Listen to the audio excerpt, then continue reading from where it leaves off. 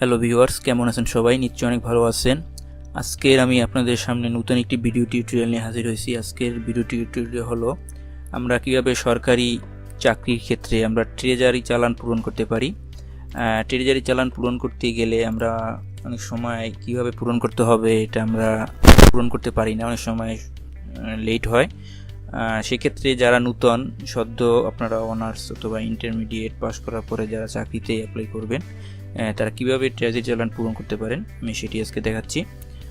তো আমার কাছে একটি সরকারি নিয়োগ আছে, আমি সেই নিয়োগের মাধ্যমে এই জায়গায় যেভাবে বলছে আমি সেভাবে ট্রেজারি চালানটা পূরণ করব। কীভাবে করা যায় দেখি আমরা। এর আগে আমার এই ট্রেজারি চালানের ফর্ম, এই হলো ট্রেজারি চালানের ফর্ম। এই জায়গায় 3টা কপি থাকে, এই যে প্রথম কপি, দ্বিতীয় কপি এবং তৃতীয় কপি। এই ট্রেজারি ফর্মটা আমি আমার ডিসক্রিপশনে দিয়ে দেবো, আপনার চাইলে এটা ডাউনলোড করেও প্রিন্ট করে নিতে পারবেন। এটি প্রিন্ট করার পরে এরকম 3টা কপি পূরণ করতে হয়। যদি কেউ এই জায়গা থেকে প্রিন্ট করতে না চান সেক্ষেত্রে সোনালী ব্যাংকের শাখা থেকে আপনারা যদি ট্রেজারি চালান ফর্ম তাদের কাছ থেকে চান তাহলে তারা দিবে 3 কপি।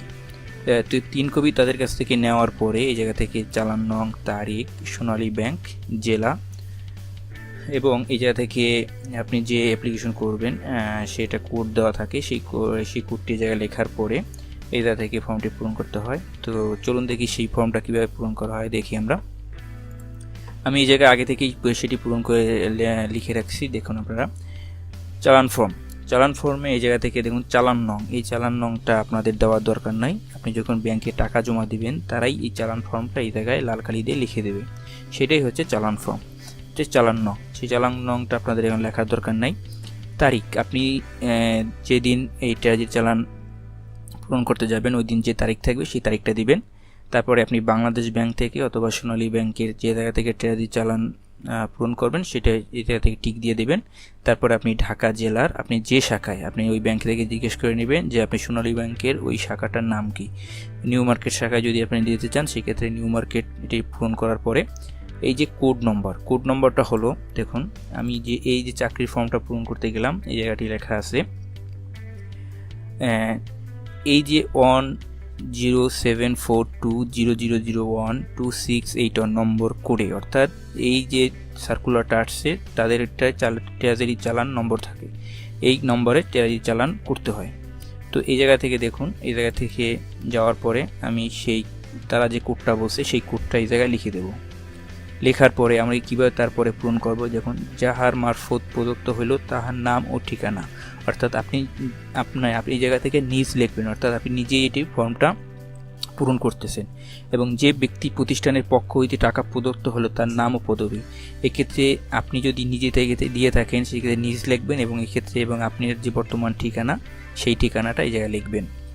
আপনি বর্তমান যে ঠিকানা থাকেন সেই ওই জায়গার বাসা নম্বর, থানা, উপজেলা যেটা লিখবেন। তারপরে কী বাবদ জমা দেওয়া হইলো এই জায়গা থেকে পরীক্ষার ফি বাবদ, মুদ্রা ও নোটের বিবরণ এই জায়গা থেকে নগদ, এবং টাকার পরিমাণ আমরা এই জায়গা থেকে দেখি।